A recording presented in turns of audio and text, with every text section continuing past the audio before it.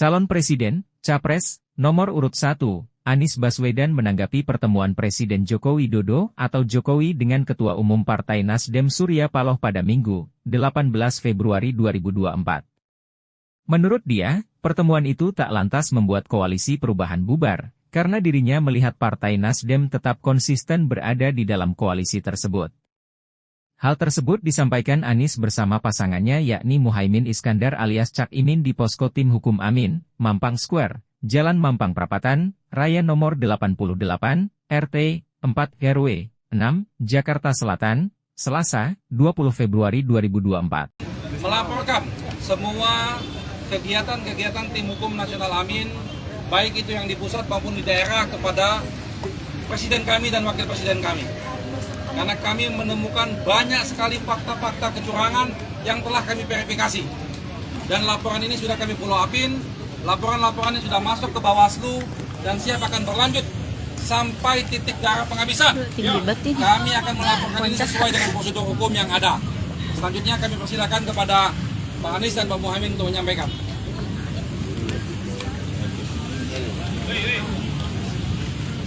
Terima kasih kepada tim hukum nasional, Pak Ari dan seluruh jajaran, terutama tim hukum daerah yang telah terus mengumpulkan fakta, data, potensi bagi persiapan terwujudnya pemilu yang jujur, adil. Dan insya Allah kami akan siap dengan seluruh proses yang berikutnya, di mana THN akan menyiapkan berbagai langkah-langkah hukum untuk memberikan kepastian bahwa pasangan Amin adalah pasangan yang memiliki kesiapan untuk masuk di putaran kedua. Amin. Amin. Ya. Saudara sekalian, kami ingin garis bawahi. Suaranya Pak. Suaranya Pak. Desak, didesak. Kurang keras ini. Coba. Lagi Pak Anies. Lagi Pak. Desak Anies. Teman, saya ingin tegaskan kepada semua bahwa pemilihan umum harus dijaga integritasnya. Pilarnya demokrasi adalah kepercayaan, dan salah satu unsur dari kepercayaan adalah kejujuran. Agar proses demokrasi ini berjalan dengan baik dan menghasilkan pemerintahan yang berfungsi dengan baik, maka pilpres, pemilu harus dijalankan dengan kejujuran. Kami tidak mau gegabah. Tidak ada di hari pertama, hari kedua deklarasi kecurangan ini. Kita boleh megang Kami bentar, tidak mau sebentar gegabah karena kami ingin menghormati rakyat Indonesia, dengan rakyat Indonesia mendapatkan informasi yang akurat, yang matang, yang sudah terverifikasi. Pegang HP aku. Itulah sebabnya kenapa tim hukum bekerja lengkap, dan kami bersyukur tim hukum ini sampai dengan daerah itu komplit di seluruh provinsi, mengumpulkan semua data, dan kami tidak akan menyampaikan informasi yang sekedar menimbulkan kontroversi, tapi kami ingin sampaikan kepada semua, dari temuan sementara kami menemukan problem yang terbesar bukan di TPS, tapi problem terbesar yang ditemukan adalah kegiatan-kegiatan pra-TPS. Kegiatan-kegiatan yang membuat aktivitas di TPS itu dipengaruhi dan tidak mencerminkan aspirasi rakyat yang semula ada. Ini temuan yang paling mendasar, pra-TPS. Nah, pra-TPS ini banyak aktivitasnya, nanti detail akan ada. Ini yang sangat mengkhawatirkan. Jadi kualitas dari hasil pemilu yang sesungguhnya harus mencerminkan aspirasi aspirasi rakyat. Di dalam temuan kami, sebagian bukan aspirasi rakyat, sebagian adalah aspirasi yang dipaksakan kepada rakyat. Dan proses itu tidak terjadi kebanyakan di TPS atau sesudah TPS, tapi terjadinya sebelum sampai ke TPS. Sebagai sebuah praktek ketidakjujuran, ini adalah peningkatan kualitasnya dibandingkan yang dulu. Dan ini yang bisa mengganggu demokrasi kita. Jadi saya ingin mengajak kepada seluruh rakyat Indonesia, apapun pilihan pilpres saudara-saudara sekalian, boleh memilih nomor 1, boleh memilih nomor 2, boleh memilih nomor 3, tapi harus sama-sama memilih pilpres yang jujur. Apapun pilihannya, mau pilih 1, 2, 3, harus sama-sama kita pilih yang jujur.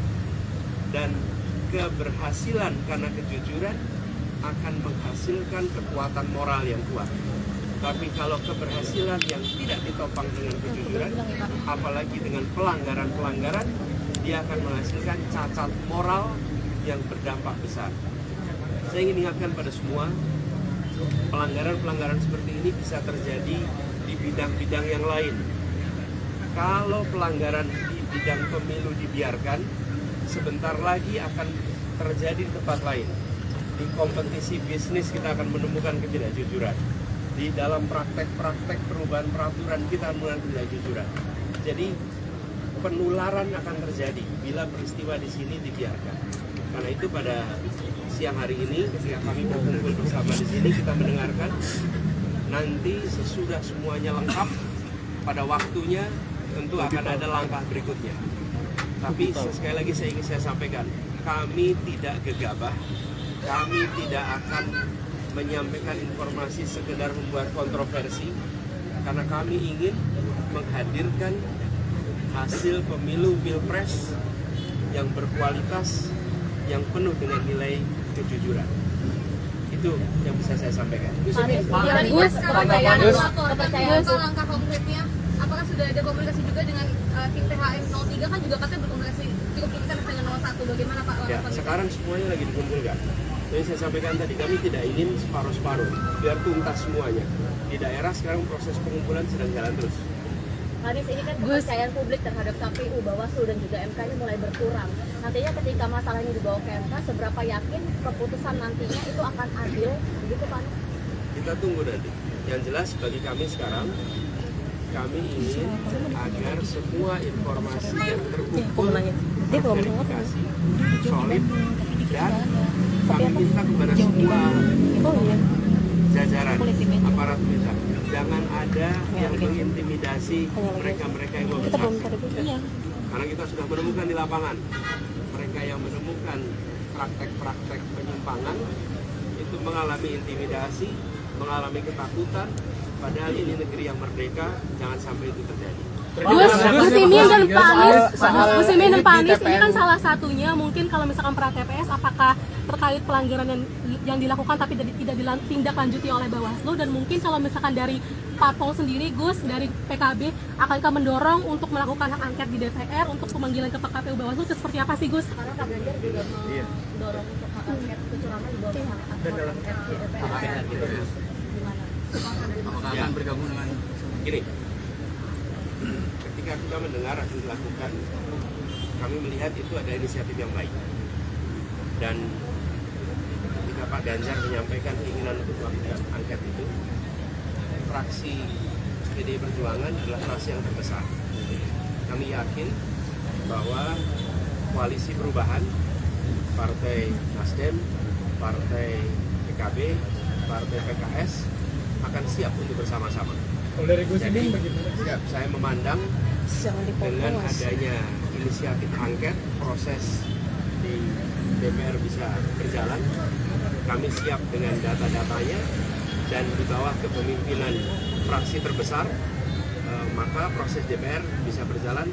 Saya yakin Partai Koalisi Perubahan siap untuk menjadi bagian dari. Gus, berarti penegasan berarti PKB akan ketemu Pak Ganjar dan 03 nggak Pak? Nanti kita kabarin. Gus Muhaimin berarti PKB akan dikerahkan, fraksi di PKB dikerahkan di parlemen. Penegasan Penegasan 3 partai solid. PKB juga siap berarti yang membawa itu. Tiga partai solid, bukan hanya PKB. Pak Anies tanggapannya Pak Surya Paloh bertemu Pak Jokowi. Begini, saya ingin sampaikan bahwa kita semua ini solid, tidak ada yang berubah. Ya, Anies Muhaimin jalan terus bersama. Kita ini bekerja intensif tiap hari terus. Memang tidak selamanya muncul di media, karena memang bukan hari kampanye. Kalau hari kampanye memang kita ada kegiatan kampanye terbuka. Tapi pertemuan jalan terus. Lalu partai koalisi solid sesolid-solidnya. Jadi jangan khawatir, kita jalan terus bersama. Berarti pertemuan tersebut belum dikomunikasikan kepada koalisi? Gini, kalau pertemuan itu terjadi biasa aja. Menurut saya gini, kalau pertemuan itu kedengaran media 2-3 hari sesudahnya, nah itu baru serius. Pak Anies tapi kalau belum kejadian sudah rame, nah itu berarti tontonan aja itu. Pak Anies tapi pidato Anda terakhir pas malam pencoblosan itu tetap berada di perubahan hanya disampaikan oleh Pak Anies, sementara Gus Muhaimin tidak ada kata kami begitu, sehingga itu dianalisis oleh banyak orang. Mas Anies bilang kami kok. Enggak, Kami itu berdua. itu saya kata Pak Anies. Iya. Ya sudah, Nggak mungkin ada kami klarifikasi. di jalan perubahan. Saya juga terus kami. Saya terus di jalan perubahan. Saya terus di jalan perubahan. Kami terus di jalan perubahan. Nah, bertemu dengan Pak Surya Paloh bersama juga Gus Imin di The Plaza itu membahas apa, Pak? Apakah ada pembahasan terkait dengan koalisi ini dan langkah ke depan? Memang koalisi perubahan itu solid dan ketemu terus. Jadi Pak dengan Ketua Partai PKB Gus Imin, Ketua Partai Nasdem Pak Surya Paloh, Presiden PKS Pak Saiku, kita ketemu dan membahas langkah-langkah dan kita solid. Karena itu saya bisa sampaikan ketika inisiatif hak angket itu dilakukan, maka 3 partai ini siap ikut dan PDI Perjuangan sebagai fraksi terbesar menginisiasi ini, saya yakin 3-3-nya akan dukung. Gus Imin ini solid sampai sengketa pemilu saja atau setelah sengketa pemilu, Gus? Namun di PKB itu sendiri justru melesat. Penjelasannya bagaimana, Gus? Jangan disimpulkan. Kita sudah proses sampai tunggu nanti di hasil akhir. Gus, solid ini sampai sengketa pemilu saja atau setelahnya juga karena PKB rekam jejaknya tidak pernah ada di luar pemerintahan begitu. Apakah siap untuk menjadi oposisi begitu? Enggak. Sebelum ini ya. Ini KPU belum memutuskan siapa pemenang. Anda jangan ikut-ikut. Mau kemana? Kak Amir. Bang Amir. Loh, kalau kita yang menang, kita ada di jalur pemerintahan. Iya. Ini 01 kan berpeluang besar untuk putaran kedua. Sejauh mana? Jadi gini, kami melihat praktek-praktek tekanan, imbalan, pra-TPS ini yang berpotensi menjadi permasalahan. Bila tidak ada praktek itu, maka belum tentu ini satu negara. Inilah yang harus dijaga sama-sama. Untuk hasil tapi karena praktek-praktek begini itu tidak mudah untuk dibuktikan, teman-teman. Karena itu saya ingin mengajak pada semua, pemilih 1, pemilih 2, pemilih 3. Pilihan capresnya, cawapresnya boleh beda. Tapi pilihan pilpres jujur harus sama. Pak Anies sebenarnya juga Artinya tanggal 12 kemarin sepakat 3 parpol ini mendukung untuk tetap berada dalam perubahan begitu, Pak? Tidak ada perubahan. Tapi kemarin Pak Jokowi sempat menyatakan bahwa pertemuan dengan Pak Surya Paloh ini terkait dengan koalisi mereka di dalam di 2019. Ya, ini sebenarnya Pak Jokowi juga sudah menghubungi Caimin belum untuk bertemu karena PKB juga di dalam. Berarti belum ada komunikasi sama Presiden, Pak Pak? Jokowi mengatakan pengen Undangannya mana? Kalau misalnya kemarin ngomong pertemuan dengan Pak Surya Paloh ada jembatan politik katanya kepentingan negara. Undangannya mana? Tapi Ibu juga Beberapa bagaimana, pimpinan Gus? negara telah mengucapkan selamat kepada Pak Prabowo. Nah, mengingat belum ada real count, melihat ucapan selamat itu tanggapannya bagaimana, Pak? Menurut saya semuanya harus tunggu sampai kepada seluruh kebutuhan ini selesai dan hormati KPU karena penyelenggaranya adalah, apalagi seperti saya katakan tadi, problematika yang kami temukan bukan problematika di DPS. Karena Karena itu kalau lihat angka TPS ya segitu. Isunya adalah apa yang terjadi pra TPS. Mencoblos itu bisa 3, karena pilihan, karena tekanan, karena imbalan. Nah, kita ingin mencoblos itu karena pilihan, bukan karena tekanan, bukan karena imbalan. Balik lagi Pak Anies, kemarin pertemuan dengan Pak Jokowi dari sama Pak Surya Paloh itu membahasnya kan. Saya mau teruskan dulu, Fir. Saya ingin sampaikan terima kasih kepada seluruh relawan, tim hukum yang sedang bekerja. Teruskan bekerja. Perjalanan kita masih panjang.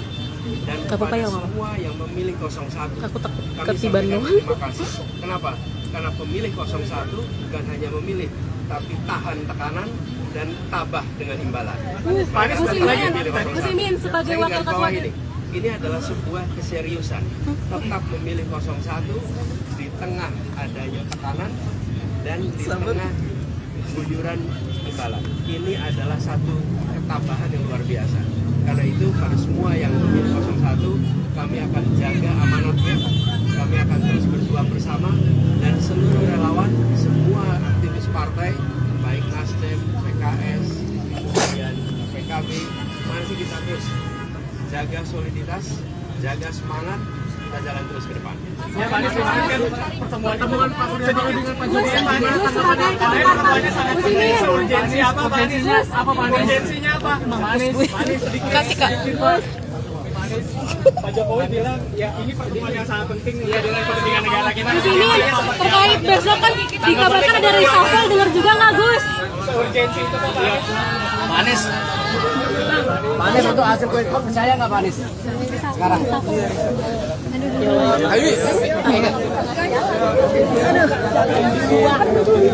Duit tas gue. Duit tas gue. Coba. Ya Allah. Ayo. Astaga. Jangan lupa subscribe ya.